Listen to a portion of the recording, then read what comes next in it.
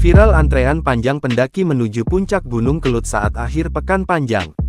Tengah beredar video antrean mengular panjang pendaki naik Gunung Kelut viral di media sosial.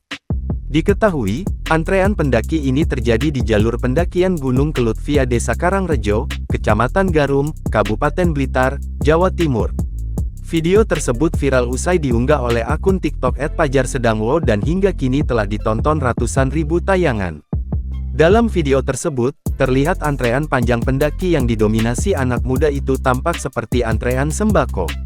Tak hanya laki-laki, tampak juga banyak pendaki perempuan yang ikut mengantre.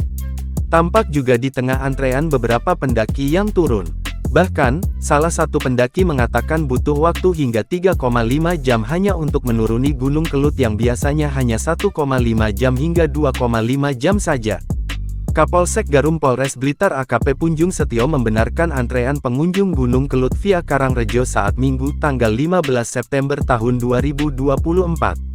Menurutnya, kepadatan pengunjung pendaki itu terjadi lantaran bertepatan libur panjang alias long weekend Maulid Nabi Muhammad SAW.